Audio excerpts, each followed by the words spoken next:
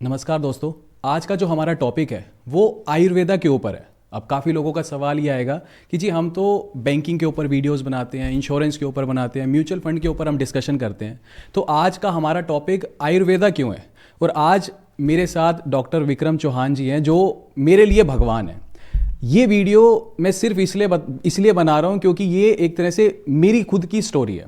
आज से 2.5 साल पहले, मतलब इतने सारे वीडियोस बनाए, कभी मैंने वीडियोस में डिस्कशन नहीं किया।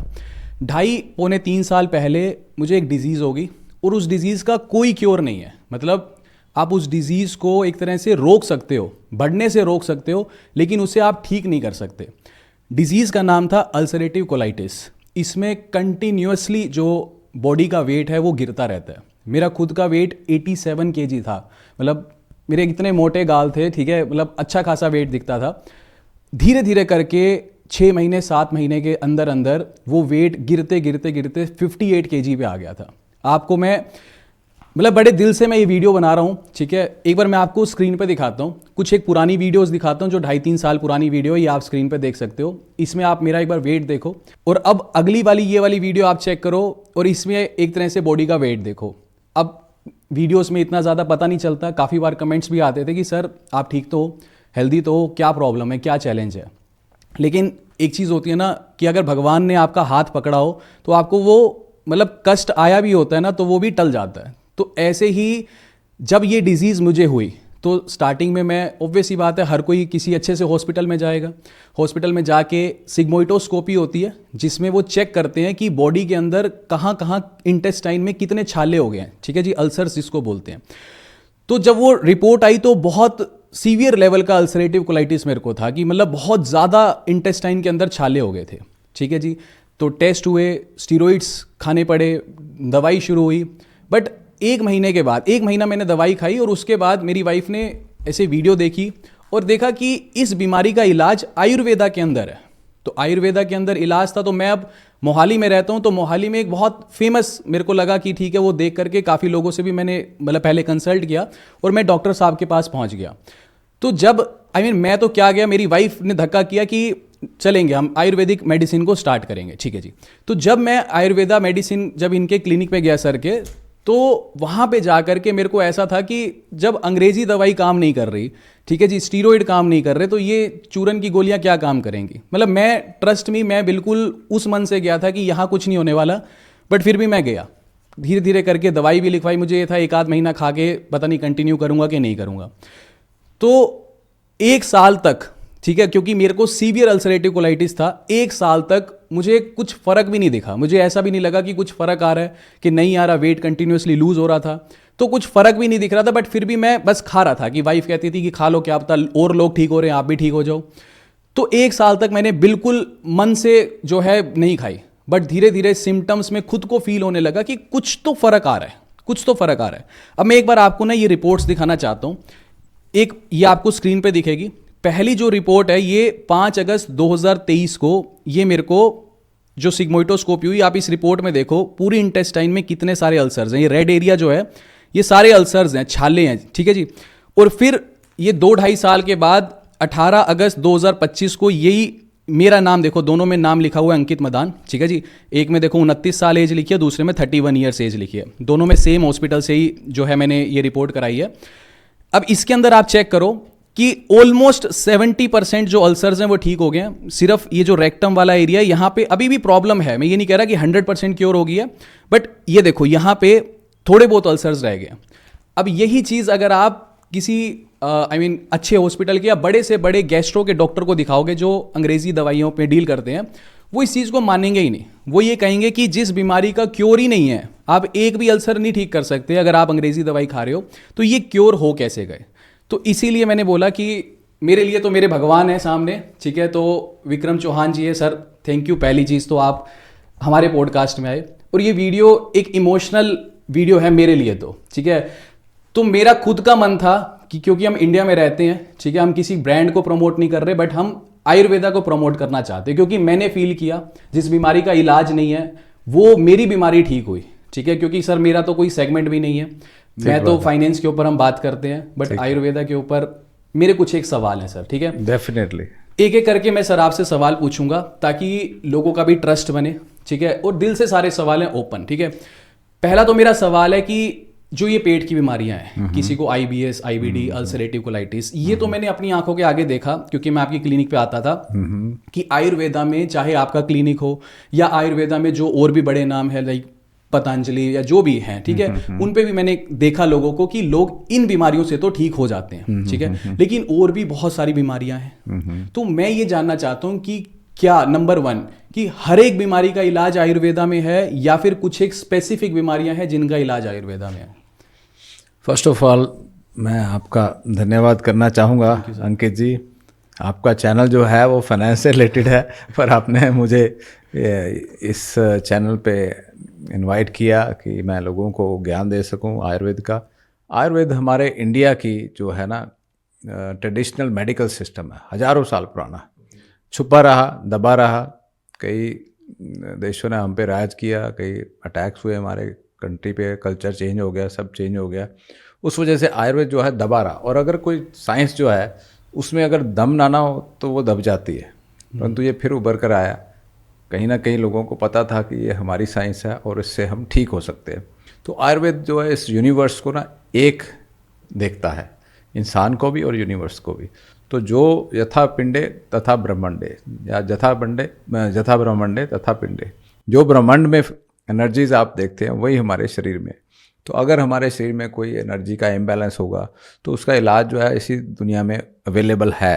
तो हम लोग बीमारियों के पर्टिकुलर नाम जो है ना, जो लंबे चौड़े नाम आजकल इंग्लिश में, इंग्लिश साइंस में लिखे गए हैं कि ये अल्सरेटिव कोलाइटिस है, ये इडियोपैथिक थ्रोम्बोसाइटोपेनिक परप्यूरा है, ये सार्कोइडोसिस है, ये नेफ्रोटिक सिंड्रोम है, ये ब्लड कैंसर है, या ये है, ये है। उसको हमारे आयुर्वेद में डिफाइन कैसे किया गया है कि ये रक्तपित्त है, ये रक्त अतिसार है, ये संस्कृत लैंग्वेज में लिखा गया है। और उसको वात पित्त कफ के इम्बैलेंस से जोड़ा गया है कि ये वात का इम्बैलेंस हो गया तो ये बीमारी होगी, पित्त का हो गया तो ये, कफ का हो गया तो ये। तो हमने आयुर्वेद में करना क्या है कि गर्म चीज़ें जो हैं, गर्म बीमारियों से, गर्म चीज़ें खाने से गर्म बीमारियाँ हो जाती हैं, ठंडी चीज़ों से ठंडी बीमारियाँ हो जाती है। तो हमने उसका बैलेंस कर देना है, तो बीमारियों में रिलीफ मिलना शुरू हो जाता है। बड़ी बेसिक सी नॉलेज और कॉमन सेंस हमें चाहिए होती है। तो जो हमारे ट्रेडिशनल ग्रंथों में, वैदिक नॉलेज में, वैदिक साइंस में लिखी गई है, तो बहुत भयंकर बीमारियां जिनको हम लंबे चौड़े नाम देते हैं, वो भी आयुर्वेद में आयुर्वेदिक प्रिंसिपल से उनके ऊपर अच्छा इलाज संभव है। तो वो करना चाहिए और उसको समझना भी चाहिए। हम लोग जो मॉडर्न डॉक्टर्स हैं वो इसको नहीं पढ़ते। जैसे आपने बताया ना कि मैं तो गया था कि ये तो चूरन चटनी होगा, इससे क्या होगा। तो ज़्यादातर डॉक्टर्स जो हैं वो भी यही सोचते हैं, वो डरते हैं कि हमारे, वो बुरा नहीं सोचते पेशेंट का, वो भी चाहते हैं कि हमारे पेशेंट का नुकसान ना हो। तो इसलिए पेशेंट को बोलते हैं कि कहीं आयुर्वेद में फंस मत जाना, कहीं आयुर्वेद की दवाई मत खा लेना। वो इसलिए कहते हैं कि उनको लगता है कि शायद आयुर्वेद से और ख़राब हो जाएगा, कोई गलत दवाई ना मिल जाए इनको।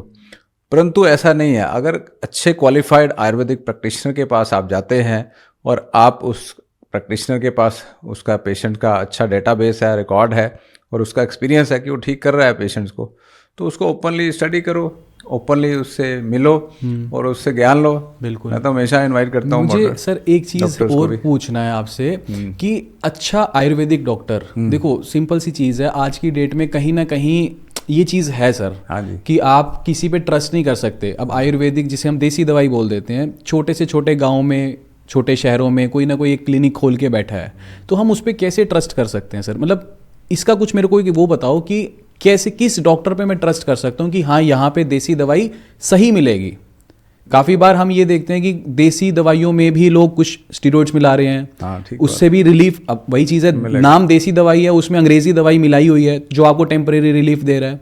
तो उसको कैसे हम देखें कि कौन सा डॉक्टर अच्छा है, या फिर कैसे ट्रस्ट करें उसके ऊपर? आजकल के ज़माने में ऐसे मिलावट करना जो है ना वो पॉसिबल नहीं है। ठीक है, बहुत सारी लेबॉर्ट्रीज हैं, टेस्ट हो जाते हैं, ओके, सारा निकल आता है कि इसमें कोई मिलावट तो नहीं है। इसलिए आजकल, पहले पुराने ज़माने में या कोई ओपन दवाइयाँ दे रहा है, ओपन मतलब लूज चूरन दे रहा है, उसको आप डाउट कर सकते हैं कि इसमें चूरन में कुछ मिलावट हो सकती है। अदरवाइज दवाइयाँ सारी टेस्टेड होती हैं। अगर आप सर्टिफाइड पैकेज दवाई है, प्रॉपर आयुष से सर्टिफाइड है, प्रॉपर लेबल्ड है और उस पर सब लिखा हुआ है इंग्रेडिएंट्स, ठीक है, और गवर्नमेंट से अप्रूव्ड है, गवर्नमेंट ऑफ इंडिया ने आयुष डिपार्टमेंट बनाया है, उससे लाइसेंस दिए मैन्युफैक्चरर्स को।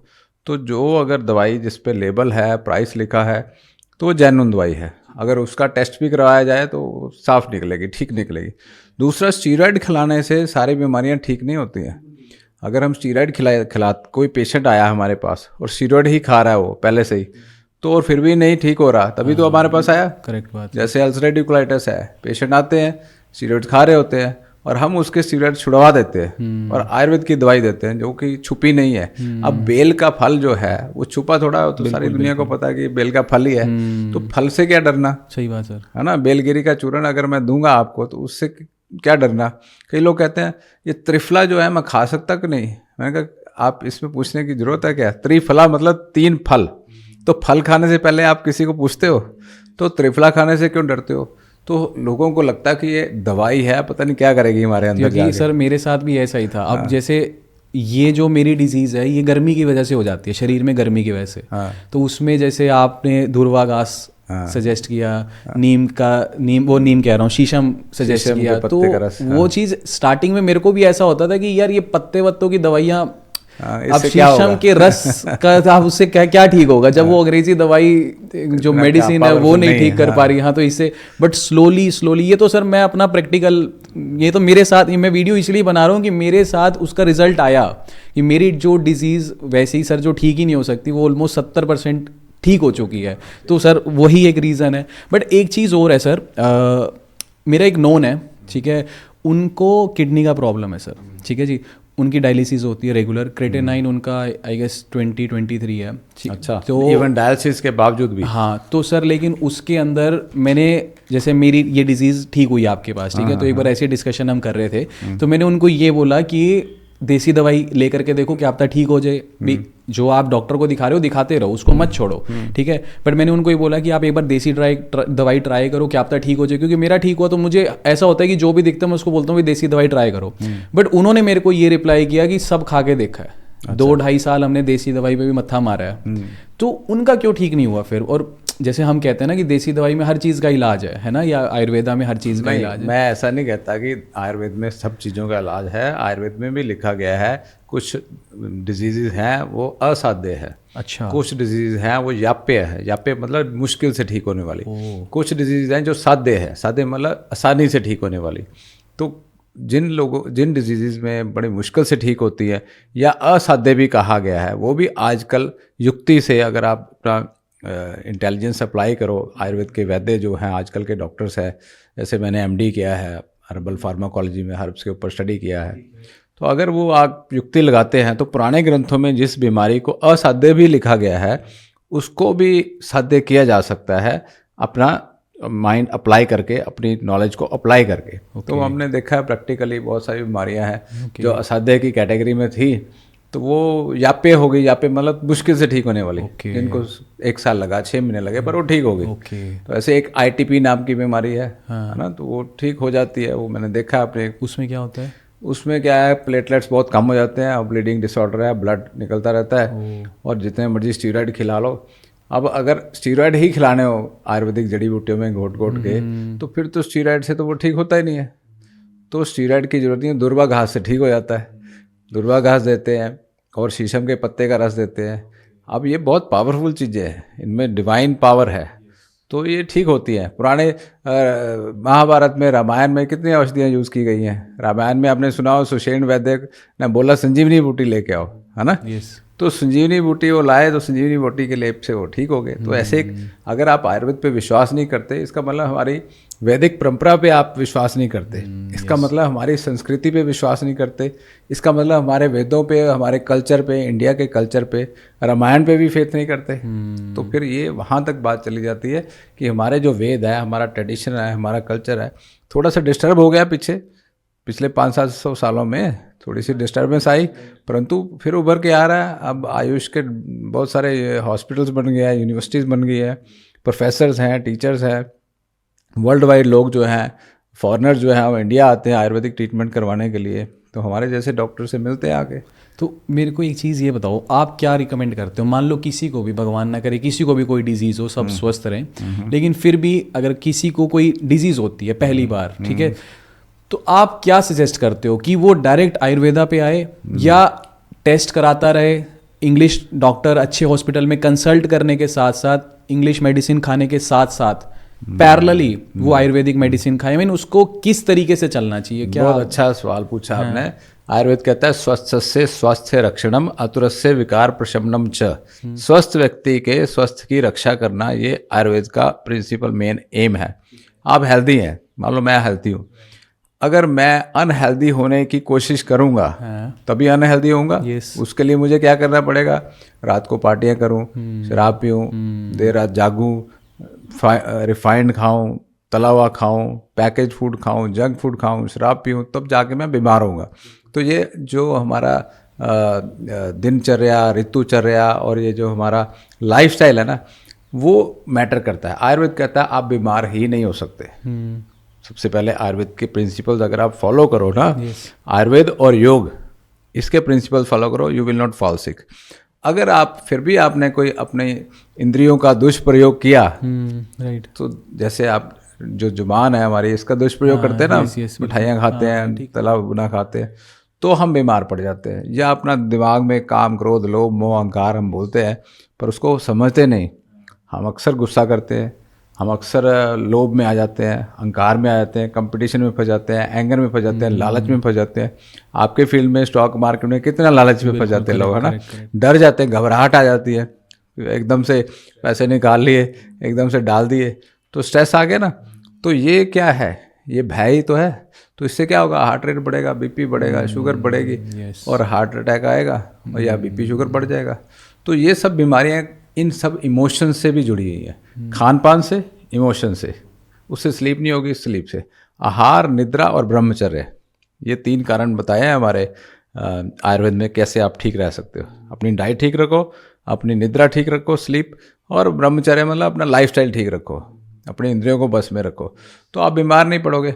और अगर आप बीमार पड़ गए, आतुरस्य विकार प्रशमनम च, अगर आतुर बन गए, आतुर मीन्स पेशेंट, अगर आप पेशेंट बन ही गए इन सब अपने कर्मों से, तो फिर आपका इलाज आयुर्वेद में संभव है। कैसे संभव है? उसको ठीक करो, निदान परिवर्जन करो। निदान मतलब जो कारण है उसको दूर करो। तो जो भी ये कारण है, स्ट्रेस के, एंग्जाइटी के, फियर के, जो फीलिंग्स हैं उनको ठीक करो, डाइट को ठीक करो, लाइफस्टाइल ठीक करो।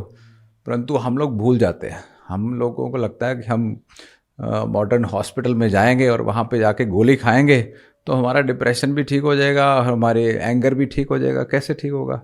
दिन रात हमारा लालच कैसे ठीक होगा? गोली खाने से नहीं होगा ना। तो गोली खानी है, खाओ, डॉक्टरों के पास जाओ, काउंसिल कराओ, इन्वेस्टिगेशन कराओ, सब कराओ, कोई प्रॉब्लम नहीं है। परंतु अंडरस्टैंड करो कि हम बीमार क्यों हो रहे हैं, हमारी सोच हमें किधर ले जा रही है, हम खाना क्या खा रहे हैं, हम सो क्यों नहीं रहे समय से। जानवर तो सो जाते हैं, शाम को जब सूरज चला जाता है तो उनको पता लग जाता है सूरज गया, हम भी जाएं। हम लोग क्या करते हैं? सूरज चला जाता है, परंतु हम लोग सोचते हैं कि अब हम पार्टी करने जाएं। दिन रात मेहनत करते हैं, पैसा कमाते हैं, रात को पैसा उड़ा देते हैं, शराब पी लेते हैं, नाच गाना करते हैं और गलत कामों में पड़ जाते हैं। तो सेहत कहाँ से मिलेगी? सेहत तो अपने सद्वृत्त से मिलेगी, अपना लाइफस्टाइल डिसिप्लिन करने से मिलेगी। तो बीमारियां कहाँ से आएंगी? नहीं आएंगी, पहले नहीं आती थी। तो ये सब हमें समझना पड़ेगा एज ए सोसाइटी, और हमारा हेल्थ का बजट भी बहुत फ़र्क पड़ जाएगा अगर लोग योग और आयुर्वेद के सिंपल प्रिंसिपल्स को समझने लग जाए और अपनी इंद्रियों को कंट्रोल करने लग जाए, तो कोई बीमारी होगी नहीं। एक चीज़ और है, 2 सवाल हैं। पहला तो कि मैंने ये चीज़ ऑब्जर्व करी कि आयुर्वेदिक दवाइयाँ इतनी महंगी क्यों होती हैं? पहला तो ये सवाल है। इसका नहीं, सस्ती भी होती है। नहीं, बहुत महंगी है सर। आपकी तो बहुत महंगी। हमारी प्लेनेट आयुर्वेदा की दवाइयाँ हैं, उसको एक्सट्रैक्ट बेस्ड हमने बनाया है। जो एक्सट्रैक्ट बेस्ड मेडिसिन है वो थोड़ी महंगी है, क्योंकि वो यूरोप और अमेरिका में हम एक्सपोर्ट करते हैं। और वहाँ एक्सपोर्ट करने के लिए कुछ ऐसे पैरामीटर्स होते हैं, जैसे हैवी मेटल टेस्टिंग होती है, पेस्टिसाइड टेस्टिंग होती है, माइक्रोबियल एनालिसिस होते हैं, कि वो हमारे इंडिया में ज़रूरी नहीं है वो करने, बट वो कॉस्ट ऐड हो जाती है आपको। अगर मान लो हम कोई चीज़ वहाँ अमेरिका भेजना चाहते हैं या यूरोप भेजना चाहते हैं, ठीक है, कोई प्लांट है, जड़ी बूटी है, यहाँ पे नीम ले लिया, नीम के पत्ते लिए, उसको चूर्ण बनाया, पी लिया, खा लिया, सस्ता हो गया। अगर हमने अमेरिका या यूरोप भेजनी है, नीम का पत्ता लिया, 10 किलो पत्ता लिया, उसको सबसे पहले उसका एक्सट्रैक्ट बनाया, उसको बनाया 1 किलो, तो पहले तो 10 गुना कॉस्ट वहीं बढ़ गई। ठीक है ना। उसका जब एक्सट्रैक्ट बन गया, फिर उसको उसके अंदर टेस्ट किया, या हल्दी ली, हल्दी के अंदर टेस्ट किया कि इसके अंदर करक्यूमिन कितना आया। हाँ। उसके अंदर जो एक्टिव अल्कलॉइड है, ठीक है, मान लो नेचुरली उस जड़ में 7% था, 5% था, जो कि 5% ही होता है हल्दी में करक्यूमिन। ठीक है। अब ये टेक्निकल आपको नहीं पता होगा।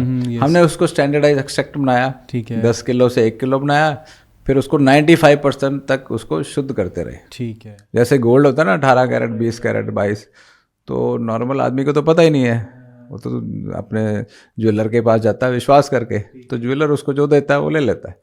ठीक है ना। आजकल तो खैर लैब्स भी आ गई, परंतु फिर भी अभी भी ट्रस्ट चल रहा है। ऐसे ही हमारी औषधियाँ हैं, मेडिसिन हैं, हम उनको स्टैंडर्डाइज एक्सट्रैक्ट बनाते हैं, फिर उनके टेस्ट कराते हैं, microbial analysis, heavy metal analysis, pesticide analysis, और उनके सारे एनालिसिस करके फिर हमें यूरोप भेजनी होती है। Okay. तो ये सारे टेस्ट जो है, तो आप उसकी प्योरिटी बढ़ाते हो? प्योरिटी बढ़ाते हैं, पहले तो उसके इम्प्योरिटीज़ को रिमूव करते हैं, फिर उनको टेस्ट करते हैं कि प्योरिटी वाकई में हो गई प्योर कि नहीं हुई। तो फिर जैसे आप, मैं अपनी, अब जैसे शिलाजीत है, हाँ, पहाड़ों में गए, हिमालय से जाके उखाड़ के ले आए, वो जो भी पदार्थ मिला उसमें कंकड़, पत्थर, है ना, पक्षियों की बीट, और ये सब मिला होता है। वो अगर आप लेके उसको घोल के आपने दे दिया किसी पेशेंट को, अब उसके अंदर हैवी मेटल भी हो सकता है, उसके मतलब और भी इम्प्योरिटीज़ हो सकती हैं। अगर आप उसको प्योरीफाई नहीं करते, प्रोसेस करके उसको उसमें से टॉक्सिन्स निकालते ही नहीं, फिर उसको टेस्ट क्यों नहीं करते, अगर लैब में, हम उसको लैब में टेस्ट करते हैं अपने शिलाजीत को, तो लैब में टेस्ट करके पता लगता है, और उसमें देखते हैं कि इसमें ह्यूमिक एसिड वैल्यू कितनी आई, इसमें असली कारगर जो चीज़ इसके अंदर है वो है भी है तो कितनी है। राइट। तो ये सब एक टेस्ट है, ये आम लोगों को नहीं पता। हाँ, राइट। जैसे अब आपने ये बात करी, तो इससे एक सवाल मतलब बनता है कि आप कह रहे हो कि आप उसकी इम्प्योरिटीज़ को निकालते हो, बट जैसे पहले के लोग कहते थे कि किसी पेड़ पे फल लगा है, तोड़ो और खा लो, या मान लो नीम के पत्ते अक्सर लोग खा लेते हैं, मॉर्निंग में तोड़ा खा लिया, शीशम खा लिया, तो लोग कहते हैं बल्कि नेचुरली पेड़ से अगर फल तोड़ो, पत्ते तोड़ो, उसमें B12 होता है। बिल्कुल। तो फिर वो खाना चाहिए कि उसको वॉश करके, या उस पर क्या, थोड़ा टॉपिक से अलग जा रहे हैं, बट नहीं, सबसे पहले बताऊंगा, B12 सभी पत्तों में नहीं होता। अच्छा। सभी जगह नहीं होता। दूसरी बात, पहले के ज़माने के जो पेड़ थे ना, उनके आगे पीछे से इंडस्ट्री उनके आसपास नहीं थी, उनके आसपास कोई कारें नहीं थी निकलती। अब आजकल देखो कितना पोल्यूशन है, आपकी गाड़ी में से सल्फर डाइऑक्साइड निकल रही है, और मीथेन, कई गैसेस निकल रही हैं, कई हैवी मेटल ही निकल रहे हैं, तो वो जाके कहाँ जाते हैं, पत्ते में जा पे चिपक जाते हैं। इतना पोल्यूशन उन पे पेड़ों पे गिरता है। तो उन पेड़ों से हम अगर लेंगे, या ज़मीन के अंदर से पेड़ चूस लेते हैं। अगर आपने किसी इंडस्ट्रियल लैंड से उनमें प्लांट लगा दिया नीम का, ठीक है, आसपास कोई इंडस्ट्रियल केमिकल लगी है, और नीम के पेड़ में सारा केमिकल अंदर चला जाएगा, और आपने वो पत्ता खा लिया तो आपका केमिकल अंदर चला गया।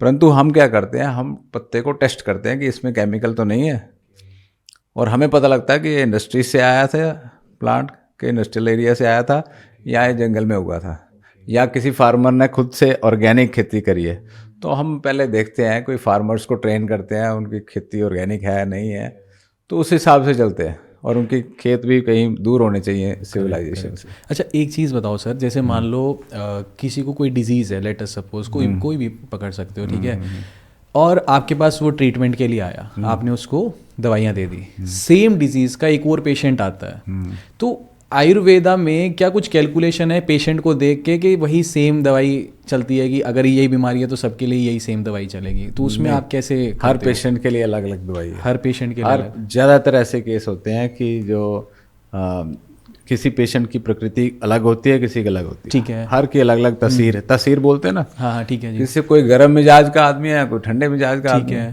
तो हर आदमी को एक ही मेडिसिन तो नहीं चलेगी। बिल्कुल। तो गर्म वाले को गर्म देंगे तो और गर्मी आएगी, यस। तो ठंडे वाले को ठंडी दे देंगे तो और ठंड में जोड़ों में दर्द शुरू हो जाएगा। बिल्कुल बिल्कुल। तो इसलिए जो तसीर है ना, वो हम उसकी देख लेते हैं। अगर हमें ना समझ में आए फिर हम उसकी नब्ज देखते हैं। ओके। तो पल्स देखना जो है आयुर्वेद में, इससे टेस्ट, इट्स ए पैरामीटर, उससे हम टेस्ट कर लेते हैं। इसकी तसीर क्या है, इसको क्या सूट करेगा क्या नहीं। ये कहते हैं ना, एक कहावत है, पंजाबी की कहावत है, माँ किसी लिए वादी किसी लिए स्वादी। तो माँ की दाल है, किसी के लिए तो वाई वादी करती है और किसी के लिए स्वाद है। तो किसी को सूट करती है, किसी को नहीं सूट करती, क्योंकि उसकी प्रकृति, अगर जिसकी वायु वाली होगी तो उसको गैस बनेगी, जिसकी नहीं होगी उसको नहीं बनेगी। आयुर्वेद किस उस पे काम करता है? जैसे मुझे इतना डीपली नहीं पता, जैसे वो कहते हैं ना कि बॉडी को 4 या 5 पार्ट्स में डिवाइड करके ही पूरी साइंस आयुर्वेदा, वो थोड़ा सा अगर आप समझाओ सर कैसे काम करता है। आयुर्वेद 2 शब्दों से मिलके बना, आयुर और वेद। आयु मीन्स लाइफ, वेद मीन्स नॉलेज, राइट, जीवन का ज्ञान। तो जीवन में बहुत कुछ आता है। जीवन में आपका physical health, mental health, financial health, social health, spiritual health, मन, आत्मा, इंद्रिय और शरीर, ये सब मिला करके आपका शरीर बनता है, पुरुष बनता है, जिसकी ट्रीटमेंट की जाती है। तो जब तक आपका मन, आत्मा और इंद्रियां प्रसन्न है तब तक आप हेल्दी हो। ओके। तो आयुर्वेद कहता है कि 5 तत्वों से ये सारी सृष्टि बनी है, ठीक है। सारा यूनिवर्स, पूरा जो ब्रह्मांड है, पृथ्वी, जल, वायु, अग्नि, आकाश, ये 5 तत्वों से मिलके बना है। यस। तो हमारा शरीर भी उन्हीं 5 तत्वों से मिलके बना है, पृथ्वी, जल, वायु, अग्नि, आकाश। ये माइक भी उसी 5 तत्वों से मिला। ठीक है। ये सारा वर्ल्ड यूनिवर्स 5 तत्वों से मिला, पृथ्वी, जल, वायु, अग्नि, आकाश। अब इसमें आत्मा डाल दो तो बन गया लिविंग शरीर, है ना। अब 5 तत्वों का शरीर 5 तत्वों में मिल जाता है। हम मरते नहीं हैं, हम लोग जिंदा रहते हैं। तो 5 तत्व हैं, 5 तत्व मिल गए, फिर 5 तत्व बन गए, फिर मिल गए, फिर 5 तत्व बन गए। तो 5 तत्व तो यही रहे, मैटर जो है वही रहेगा। तो जो एनर्जी है, जो सोल है, वो एक एनर्जी है, वो आती जाती रहती है। तो ये आयुर्वेद कहता है। तो जो आपका फल है, फ्रूट है, जड़ी बूटी है, कुछ भी आपने खा रहे, वो भी 5 तत्वों से ही मिला है। अगर किसी के पेट में पानी भरा हुआ है, किसी की बॉडी में वाटर रिटेंशन है, तो जल ज़्यादा तत्व बढ़ गया, तो अगर वो उसको जल पिलाएंगे और या उसको खीरे खिलाएंगे, खीरा या वाटरमेलन खिलाएंगे, तो जल तत्व और बढ़ जाएगा, बिल्कुल, पानी हैवी हो जाएगा। तो एक प्रिंसिपल है, सर्वदा सर्वभावना स्मन्य वृद्धि कारणम। सभी भावों की बढ़ोतरी का जो कारण है, सिमिलर चीज़ होती है। ओके। मान लो आपने 10 करोड़ रुपए बैंक में जमा करा दिया, आपकी भाषा में समझाता हूँ, या म्यूचुअल फंड में इन्वेस्ट कर दिया, है ना। तो अब उस पर ब्याज लगना शुरू हो जाएगा, बिल्कुल, है ना। हाँ। आपने एक भाव दिया और जैसा भाव दिया वैसे ही फल मिलेगा। आपने 10 करोड़ दे दिया या 1 करोड़ दे दिया, तो 1 करोड़ का वो 1 करोड़ 1 लाख हो गया, 1 करोड़ 2 लाख हो गया, धीरे धीरे बढ़ता गया। ऐसे ही पानी में अगर जल आपने पहले से ही भरा हुआ है और आपका मेटाबॉलिज्म फास्ट नहीं है, और पानी पीते गए, या मीठा आपकी कफज प्रकृति है मान लो, तो आप मीठा खाते रहो, रसगुल्ले खिलाओ, गुलाब जामुन खाओ, मिठाइयाँ खाओ, गेहूं की चपातियाँ खाओ, राइस खाओ, राजमा चावल ही खा रहे हैं, है ना। तो क्या होगा, आपका पेट बढ़ने लग जाएगा। काम आप करते नहीं, एक्सरसाइज करते नहीं, जिम जाते नहीं, सैर करते नहीं, तो क्या होगा, एक तो आपने मूल राशि जमा कर दी, फिर उसके बाद आप चाहे ना भी काम करो, आपका मोटापा फिर भी कम नहीं होने वाला, क्योंकि उस पर ब्याज लगेगा फैट के ऊपर, है। तो इसलिए पिघलाना बहुत ज़रूरी है। ये प्रिंसिपल याद रखो, आयुर्वेद के बहुत बेसिक प्रिंसिपल है। सिमिलर चीज़ों से सिमिलर चीज़ें बढ़ती हैं। कहीं पर आग लगी है तो उसको बुझाने के लिए पेट्रोल नहीं डालना। समझ गया। कहीं पे जलन हो रही है ना छाती में, तो उसको ठीक कर क्यों नहीं होती लोगों की, कि उसके ऊपर क्या डालते हैं, शराब। यहाँ पे पहले ही आग लगी है, उस पर और स्पाइसी फूड डालते हैं, है ना। तो फिर भी पता नहीं लगता कि मैं यार मेरे को एसिडिटी हो रही है, मैं गर्म चीज़ें खा रहा हूँ, स्पाइसी फूड खा रहा हूँ, फिर भी जल क्यों नहीं ठीक हो रही। तो उस पर नारियल पानी डालो, जहाँ आग लगेगी उस पर पानी डालना पड़ेगा। तो ये आयुर्वेद के सिंपल प्रिंसिपल हैं। इसमें कौन सी बड़ी लॉजिकल साइंस लगानी है आपने, जो आपने कहना कि इसको इसमें स्टीरॉयड डाल दिए, इसमें ये डाल दिए, क्या जरूरत है हमें स्टीरॉयड डालने की। लाइफस्टाइल चेंज करो, लाइफस्टाइल चेंज कर दो, और बड़े बेसिक प्रिंसिपल से आप बड़ी से बड़ी बीमारी को ठीक, मेटाबॉलिक डिसऑर्डर्स हैं, ओबेसिटी है, मोटापा है, उसको दूर कर सकते हो। डायबिटीज़ है, उसको रिवर्स कर सकते हो। ब्लड प्रेशर है, उसको काम कर सकते हो। कहाँ से आ रहा है ब्लड प्रेशर? आपकी सोच से, आपके डर से। माइंड का क्या रोल है सर? माइंड अगर पॉजिटिव है, लाइक जैसे होता है ना कि ये तो मस्त मोला इंसान है, इसको कुछ नहीं होता, हाँ, और उसको होता भी नहीं होता, है ना। अगर उसको कोई बड़ी बीमारी भी होगी तब भी वो मस्त मोला ही है, उसको नहीं होता। तो माइंड का क्या रोल है सर? आई मीन माइंड जो है ना, इसको चंचल बोला गया आयुर्वेद में। इंद्रियों के का गुलाम है, जो मन जिसको बोलते हैं। हमारी इंद्रियां कुछ कहती हैं कि यार मिठाई खा लो, जुबान कहती है मीठा खा लो, खा लेते हैं हम। मन कहता खा लो, बुद्धि कहती है मत खा। परंतु मन जो है बुद्धि सबकी यही बोलती है, ठीक बात, कि इंद्रियों के वश में नहीं आना। सब इंद्रियों के वश की वजह से सब लोग इन इमोशंस में फंसे हैं। ये जो इमोशनल होके हम कुछ करते हैं ना, जो आदमी अपने इमोशंस को कंट्रोल कर लेता है, मतलब उसने अपनी इंद्रियों को कंट्रोल कर लिया, वो कामयाब रहेगा हर फील्ड में। चाहे वो फिजिकल फिटनेस लगा लो, जो जिम जा रहे हैं उन्होंने क्या किया, कंट्रोल किया, discipline, control and discipline. Gym जा रहे हैं, बॉडी बना रहे हैं, कंट्रोल एंड डिसिप्लिन। बट जो लोग अमीर हैं, जो पैसे से पैसा बना रहे हैं, कौन है वो, कंट्रोल्ड एंड डिसिप्लिन। बट मेरा सवाल ये डिसिप्लिन वाले एंगल से नहीं था। मेरा सवाल ये था कि किसी को भगवान ना करे डिजीज आ गई, और वो एक तो स्ट्रेस ले रहा है, है ना, उसकी बीमारी होगी और पता नहीं क्या होगा, वो कहाँ तक चला गया कि वो बहुत नेक्स्ट लेवल तक सोच के एक दूसरा इंसान वही सेम डिजीज होगी, बट वो चिल है दिमाग से कि जो होगा देखी जाएगी वाला। आ रहा था ओके, कई वो तस्वीर होती है ना, हर बंदे की प्रकृति है, ठीक है, किसी का स्वभाव कैसा, किसी में ज़्यादा वातिक प्रकृति होती है ना, वो ज़्यादा सोचते हैं, ज़्यादा टेंशन में रहते हैं। तो मन जैसे ही, मन मतलब विचार, जैसे विचार हमारे शरीर में आएंगे, जैसे मैंने, जो डिसिप्लिन लोग होते हैं उनके विचार भी कंट्रोल हो जाते हैं, उनके इमोशन एंड फीलिंग्स भी कंट्रोल हो जाती हैं। तो डर की जो भावना है वो बीमारी को पैदा करती है, लोभ की भावना बीमारी को पैदा करती है।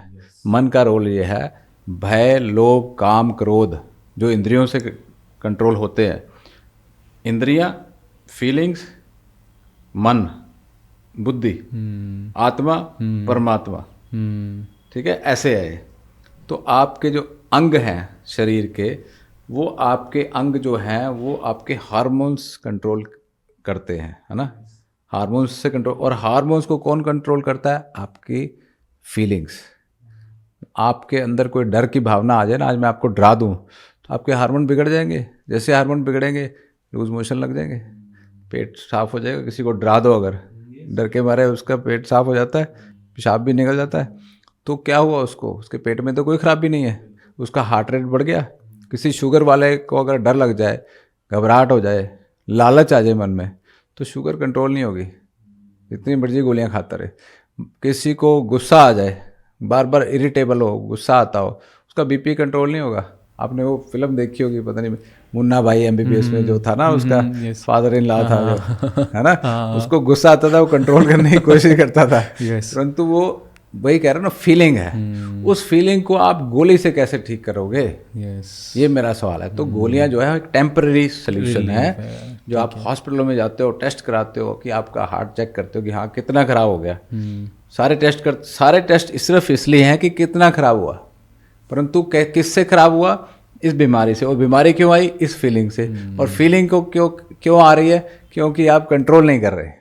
आपकी जो बुद्धि है आपके मन के वश में है, और मन आपकी इंद्रियों के वश में है। तो कंट्रोल कौन करेगा, आपकी बुद्धि। छोटा बच्चा होता है, उसके माँ बाप कंट्रोल करते हैं। अब आप बड़े हो गए, तो अब आपको कौन कंट्रोल करेगा, आप खुद। तो जो लोग डिसिप्लिन्ड है, जो लोग कंट्रोल करना जानते हैं अपनी इंद्रियों को, वो कामयाब है। चाहे वो फाइनेंशियल वर्ल्ड में लगा लो, चाहे वो फिजिकल फिटनेस में लगा लो, चाहे वो मेंटल फिटनेस में लगा लो। तो इसलिए कंट्रोल एंड डिसिप्लिन जो है मन से आता है। मन जो है वो चंचल है, उसको कंट्रोल करने के लिए बुद्धि जो है भ्रष्ट मत करो। बिल्कुल सही बात है सर। बुद्धि अपनी जागृत रखो, consciousness, awareness, right. When you are aware, when you are conscious, जब आप कॉन्शियस होते हैं तो आप अपनी बुद्धि को जगा के रखते हैं। और बुद्धि आपकी जानती है कि इस मन की बातों में नहीं आना, इंद्रियों की बातों में नहीं आना। यस। अदरवाइज सारी इंद्रियां आपको भटकाएंगी। आपकी आंखें बोलेंगी चलो मुझे अमेरिका की सैर करा के लाओ, मुझे वो देखना है, स्टैचू ऑफ लिबर्टी, है ना, ताजमहल दिखाओ, मुझे केरला लेकर के जाओ, मुझे कहीं और लेके जाओ। आपकी जुबान कहीं ये खिलाओ वो खिलाओ, नाक बोलेगा मुझे ये परफ्यूम लेके दो, कान बोलेगा मुझे डिस्को जाना है ना, और त्वचा, आपकी स्किन जो बोलेगी, वो सारी दुनिया उसमें फंसी हुई है, पोर्नोग्राफी में। तो ये इंद्रियों के बस में तो आ गए, या इलिसिट अफेयर जो है ना, काम इंद्रिय की वजह से। तो ये सब इंद्रियां जो है मन को भटकाती है, उससे बीमारियां पैदा होती हैं। तो मन को डिसिप्लिन करो, मन को कंट्रोल करो। कंट्रोल कौन करेगा, बुद्धि। तो बुद्धि जो है वो आप अपनी अवेयर रखो, जागृत रखो, और जुड़े रहो परमात्मा से। सही बात। एक लास्ट सवाल के लेके सर ख़त्म करते हैं इसको, पॉडकास्ट को। लास्ट में बस एक सभी व्यूअर्स को एक सजेशन आप ये दो कि राइट टाइम क्या है खाने पीने का, स्लीपिंग का, उठने का, एक पंचुअल वे में अगर कोई उसको फॉलो करता है कि वो कभी बीमार ना पड़े, कि ठीक है जिसको नहीं बीमारी है उसको भी हमेशा स्वस्थ रहे वो, तो क्या एक डिसिप्लिन वे है, कब खाना चाहिए लास्ट? तो वो बहुत सिंपल इसका आंसर है, आप प्रकृति को देखो। आप देखते हो, नहीं जाते जंगल में तो वैसे ही नेशनल ज्योग्राफिक देख लो, चिड़ियाँ देख लो। चिड़ियाँ शाम को 6-7 बजे अपने घर जाके सोने की तैयारी करती हैं। जंगल के पशु पक्षी सब शाम को 7 बजे जब सूरज चला जाता है, तो सूरज जब ढल जाता है तो हमारे भी सोने का समय हो जाता है। Okay, we are also animals, हम भी भगवान के हिसाब से हमारे भी वैसे ही अंग पैर दिए जैसे जानवरों के दिए। तो आँखों के पीछे हमारे भी ऐसे केमिकल्स निकलते हैं शाम को 7 बजे के बाद, जो हमें प्रेरित करते हैं कि सो जाओ। ओके, हमारी बॉडी पीनियल ग्लैंड से ऐसे हार्मोन्स निकलने शुरू हो जाते हैं कि आपके हार्ट को बोलते हैं स्लो हो जाओ, रेस्पिरेशन को बोलते हैं स्लो हो जाओ, डाइजेशन को बोलते हैं बंद हो जाओ, है ना। तो हमारी नेचुरल फिजियोलॉजी ऐसी है। तो सोने का टाइम क्या हुआ फिर? जब सूर्य चला गया उसके 1-1.5 घंटे बाद सोने की तैयारी कर लो। नहीं सोना, 8 बजे नहीं सोया जाता, 9 बजे सो जाओ, 9:30 सो जाओ। तो 10 बजे से आगे तो जागो ही मत। मैक्सिमम है 10 बजे। ओके, तो 10 बजे सोओगे तो 7-8 घंटे की नींद पूरी हो जाएगी आराम से 6 बजे तक, ओके, है ना। तो 10 बजे भी आजकल के मॉडर्न कलयुग के हिसाब से बोल रहा हूँ। अगर अदरवाइज आप सोचे तो ideal time is before 9। Okay. परंतु आजकल कोई फॉलो नहीं कर पाएगा, चलो 10 बजे तक की छूट दे देता। तो ये चीज़ फॉलो करने से कि सूरज के साथ उठना, सूरज के साथ सोने से भी हील होती हैं बीमारियाँ? बिल्कुल, हमारी सर्कैडियन रिदम है ना, हमारी ऋतुचर्या दिनचर्या आयुर्वेद में बताई गई है कि जो सूरज है वो डिसिप्लिन है, चांद डिसिप्लिन है, सब सारी सृष्टि डिसिप्लिन है। हम क्यों इनडिसिप्लिन फॉलो करते हैं? अगर हम इनडिसिप्लिन रहेंगे तो बीमार हो जाएंगे। इसलिए उस डिसिप्लिन में आ जाओ, इस सृष्टि चक्कर को फॉलो करो, अंडरस्टैंड करो, देखो। तो ये नियम है सृष्टि का। सिस्टम से सो, सिस्टम से जागो। सुबह अर्ली मॉर्निंग आयुर्वेद में ब्रह्म मुहूर्त में बोला गया उठने का। 4 बजे सुबह उठ के अपना नित्य कर्म करके अपना थोड़ा मेडिटेशन करो, योग करो, प्राणायाम करो। आजकल के ज़माने में लोग कम करते हैं, परंतु करना चाहिए। उससे ना एक सिस्टम बना रहता है। दूसरी बात है, फिर उससे आपका फाइनेंस का चलन, तो फाइनेंशियल हेल्थ भी आपकी तभी स्ट्रांग होगी ना, आपकी फिजिकल हेल्थ स्ट्रांग होगी। अगर आपकी मेंटल हेल्थ स्ट्रांग है तो आपकी फिजिकल हेल्थ भी स्ट्रांग हो जाएगी। जब आपकी फिजिकल हेल्थ स्ट्रांग हो जाएगी तो आप अपने आप डिसीजन अच्छे लोगे, फाइनेंशियल डिसीजन भी अच्छे लोगे, तो फाइनेंशियल हेल्थ भी अच्छी होगी। फाइनेंसिस आ गए अच्छे तो सोशल हेल्थ भी अच्छी हो जाएगी, सोसाइटी भी लाइक करेगी। तो ये सब स्पिरिचुअल हेल्थ के ऊपर निर्भर करता है। आपका माइंड तभी बैलेंस होगा जब आप स्पिरिचुअली स्ट्रांग है। तो ये स्पिरिचुअल हेल्थ, ये मेंटल हेल्थ, ये फिजिकल हेल्थ, ये फाइनेंशियल हेल्थ, ये सोशल हेल्थ, तो ये बैलेंस तभी बन पाएगा। तो खाने का ऐसा है कि खाने में जो भी चीज़ भगवान ने बनाई है सृष्टि में, जो पेड़ों पे लगी है, जो ज़मीन से निकली है, वो खानी चाहिए। ठीक है ना। जो फैक्ट्री से आई है, बेकरी से आई है, कन्फेक्शनरी से आई है, होटल से आई है, वो नहीं खानी चाहिए।